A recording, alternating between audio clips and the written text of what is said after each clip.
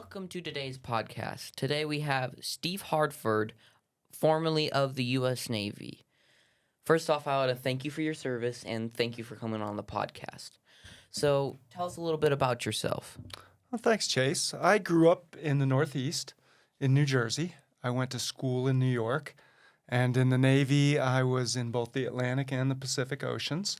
I went to graduate school in California. I studied material science, finished a PhD there. And then after the military, I went into a number of different jobs where I worked on research and development, engineering and science research. I looked into alternative fuels. I did refining of natural gas into gasoline. So by using natural gas as opposed to oil, we were able to provide larger stocks of domestic gasoline than we currently do. We import about half the oil that we need in this country, but we have a large amount of natural gas, and we don't need to import. In fact, we're exporters of natural gas. So you could see the value there of replacing oil as a feedstock for gasoline with natural gas. And that company went out of business, as did another company that I worked in on fuel cells. And the idea with fuel cells is a perpetual battery. So just like we might be a little bit concerned about the battery running out of the cameras that we're using here today, with fuel cells, it would not run out because we provide fuel to the battery. And as long as there's fuel, the battery will run forever. So that's the value of a fuel cell. In 2002, I accepted my current job with then Ball Aerospace Technologies Corporation. And we have recently been acquired by BAE Systems, who's a large global defense contractor. And I continue to do R&D to the benefit of our U.S. government agencies, from NASA to the DoD to the intelligence community. That's awesome. What made you go into the military? That would be my grandfather, Thomas J. Harford. Thomas was born in 1920, and he graduated high school in 1938. He was a very talented athlete. He got a college scholarship to play basketball at Villanova, who were national champions not too long ago. And in 1941, he was a senior at Villanova. And that December, you might recall what happened in Hawaii. That was the Japanese attack on Pearl Harbor. So that occurred his senior year. He finished at Villanova, and he went right into the Navy as a pilot.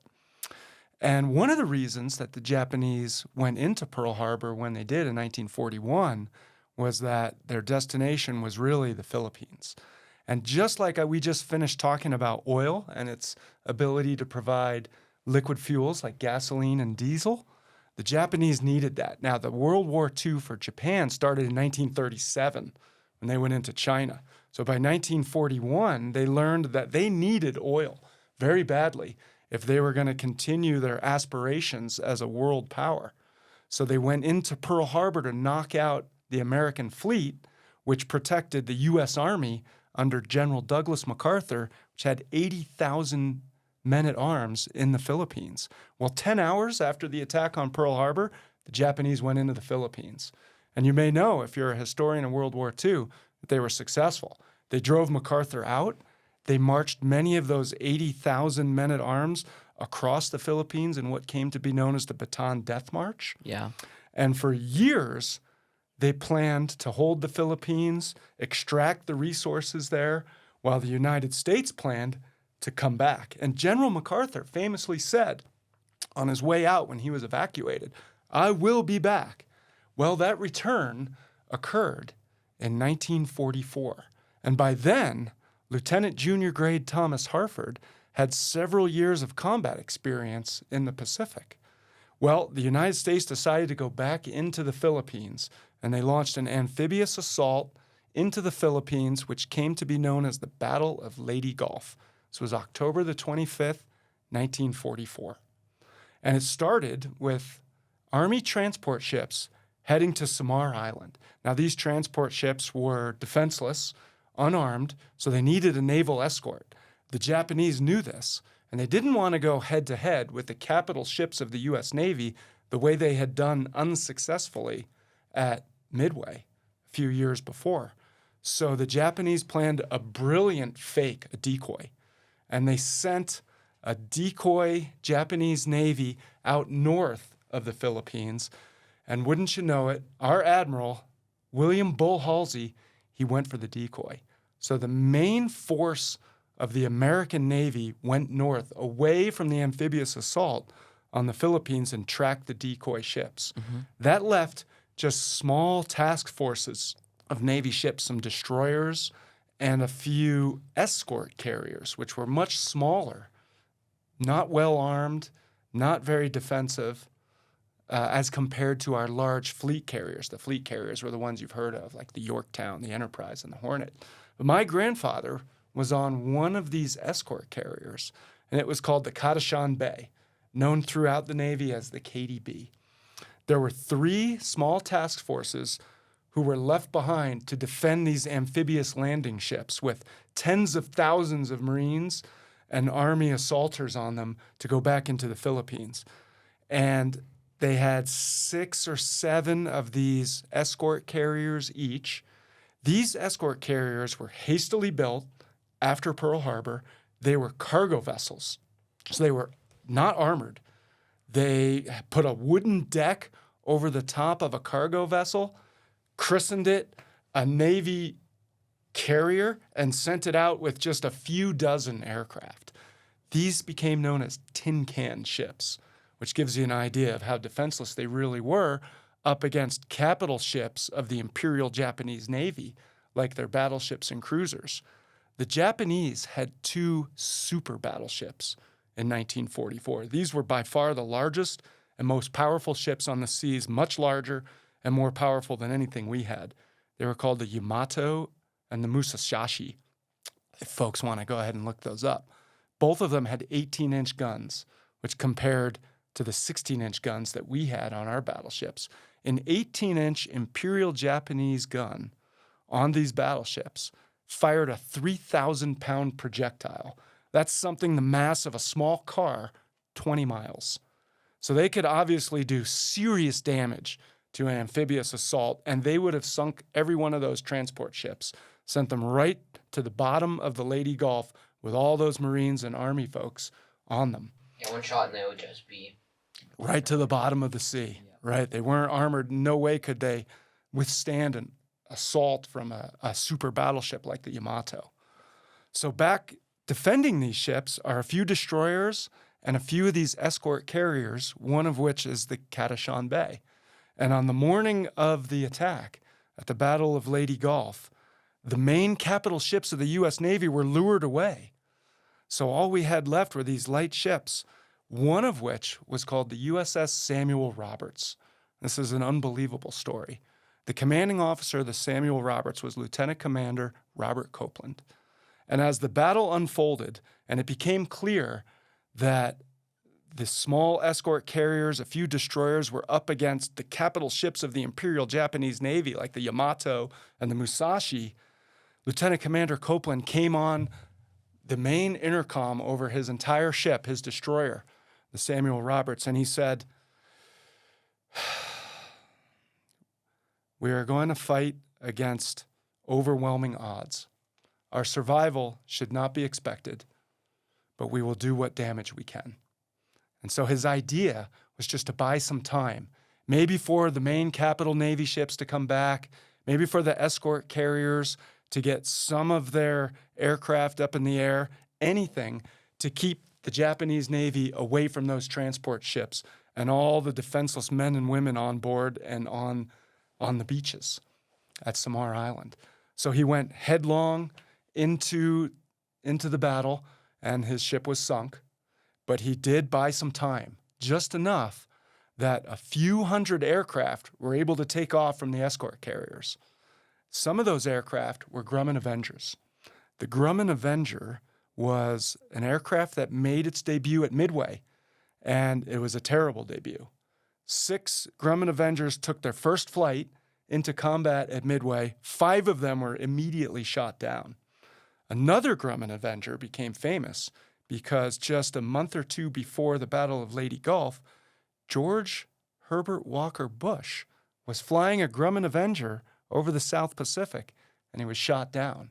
So that was the plane that 41st President of the United States was flying. The Grumman Avenger was big, it was heavy, it flew low, it flew slow, it was a torpedo bomber.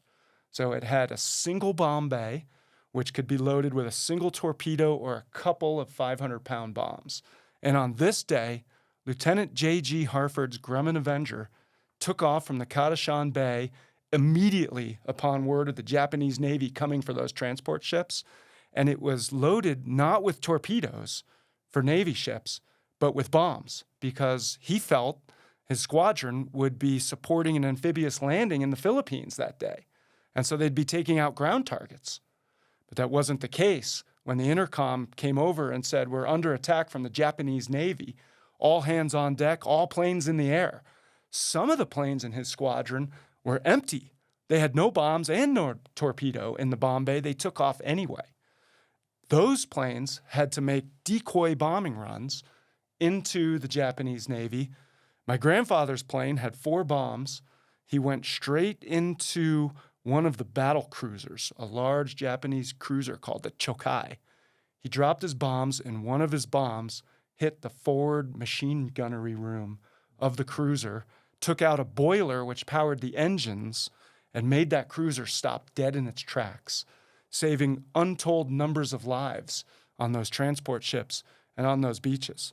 He dropped all 4 bombs, stopped that cruiser, went back to the KDB, loaded up with a Mark 13 torpedo, and went out again a second time. And you have to understand, this thing's flying low and slow. It had an 80% casualty rate at Midway as they come into these ships. And yet he went back again and he dropped a torpedo at the Yamato, the super battleship. Now, it didn't hit, but it was close enough that the Yamato had to take drastic maneuvers, get off course, leave course, and the attack from Lieutenant J.G. Harford and all his squadron mates was so ferocious that the Japanese commander thought that he was up against Halsey's full force and called off the attack on the transport ships and saved all those lives. At the end of the Battle of Leyte Gulf, which to this day is the largest naval engagement in the history of mankind, over 200,000 combatants squared off between the U.S. Navy and the Imperial Japanese Navy over 4 days. And at the end of all that, Lieutenant J.G. Harford was awarded the Distinguished Flying Cross for stopping the Chokai, and then he was awarded the Silver Star for going back out and taking on the super battleship Yamato. And with that in my family history, I knew when I was young that I would have to go into the U.S. Navy. That's amazing. We had a lot of brave men over there. We did. In fact, I brought something to share with the podcast. Really? It fell out of my pocket while I was talking, but luckily I noted. This is the World War II Service Medal, Victory Medal, that was given to my grandfather at the end of World War II. So let's put that up there so we can take a look at that for the folks watching on video. The Victory Medal is bronze, and it's got a depiction of Lady Liberty. And if you can zoom in or pull up a photo of it on the internet, you'll notice that Lady Liberty has her right foot on a helmet. And a close look at that helmet makes it look like a Roman helmet. And indeed, that's the helmet of Mars, the Roman god of war.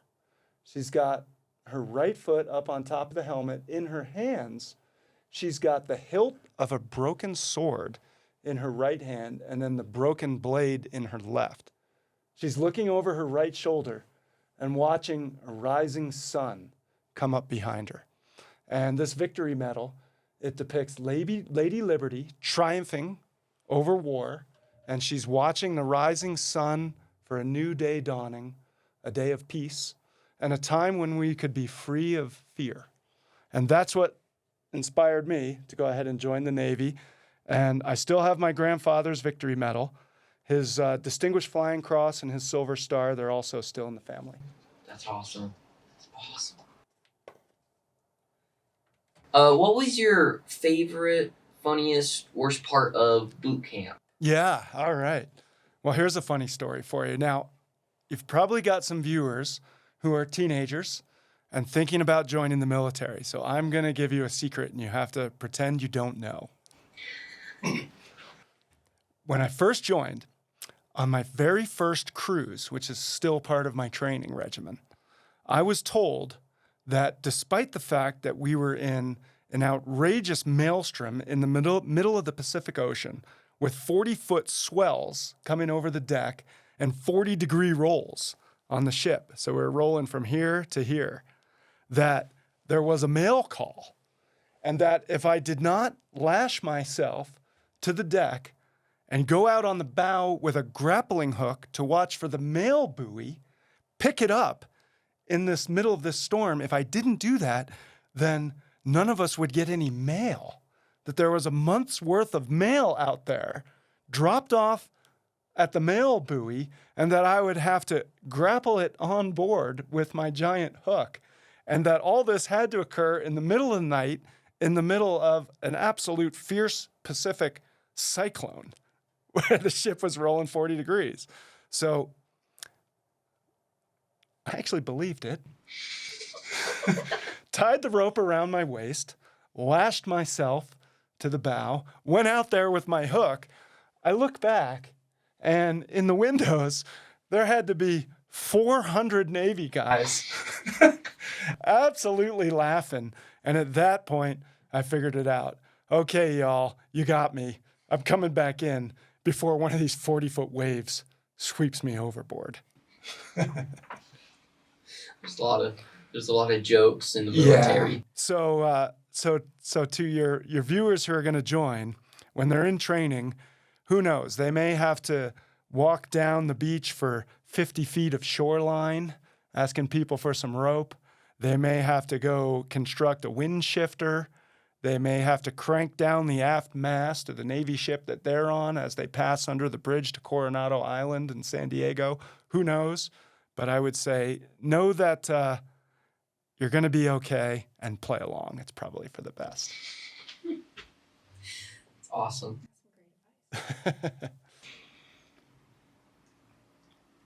How long did you serve in the military? Overall, I was in the reserves for 16 years. And out in the Pacific as well as the Atlantic. Some of the notable places that I visited included Puerto Rico, where for many years we had a large naval base. It's since been closed down. It closed down in the late 1990s. And it was pretty neat for me because in Puerto Rico, I got to watch the tiger sharks swimming around the Navy ships when we were up at the pier.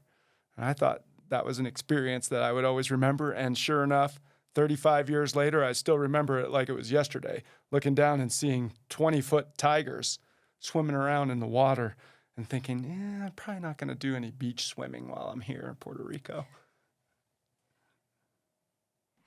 Where did you go during your travels?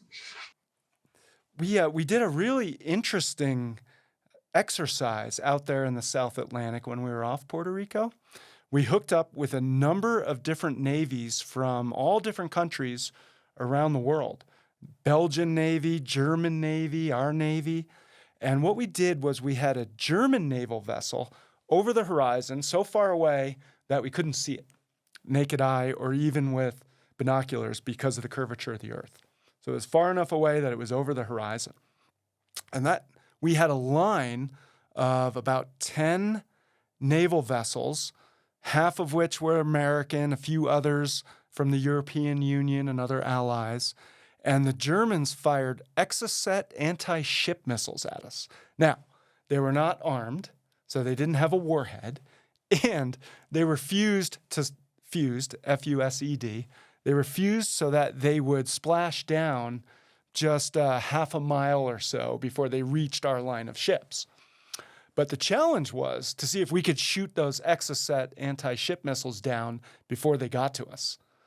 And it was a matter of great pride that the ship I was on at that time, the USS Scott, so if we have any other USS Scott veterans out there watching who were on the Scott in 1993, you'll remember this. We won the contest. So we got the first Exocet. with one of our interceptors before any of the other ships, and we took it out about 5 miles away from the Scott and the line of ships.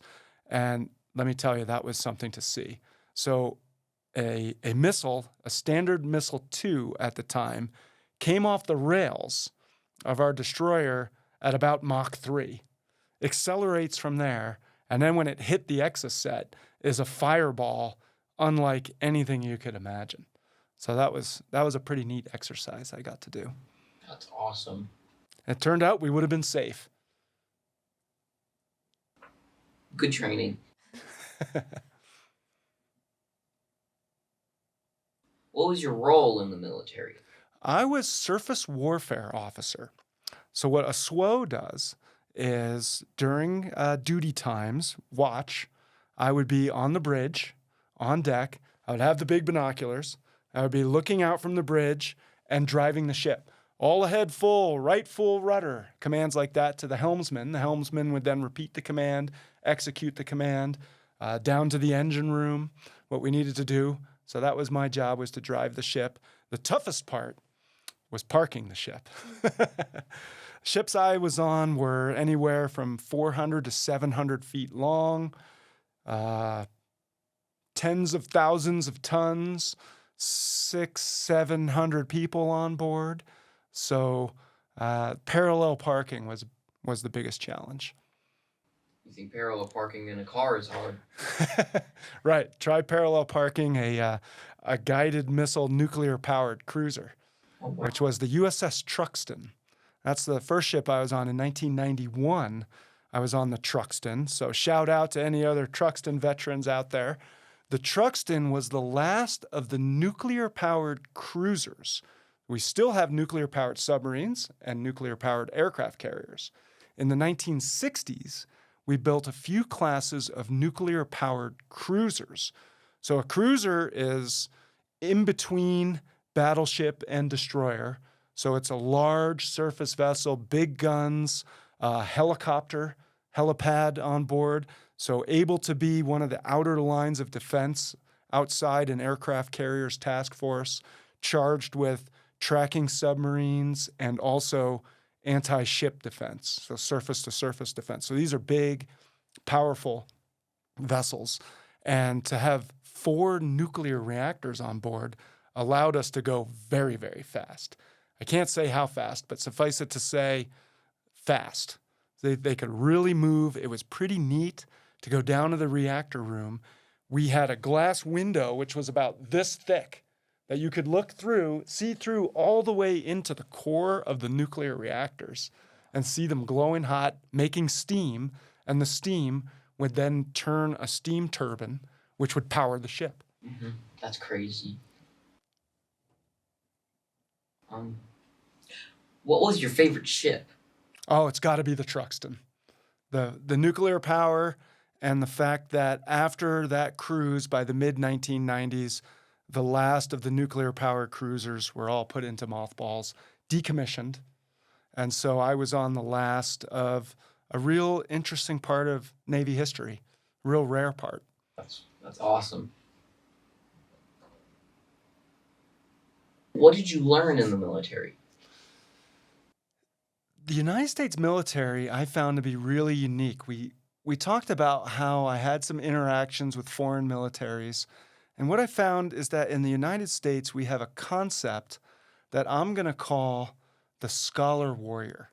And this concept I haven't seen in other militaries. And with what I've read in the history books, it really is unique.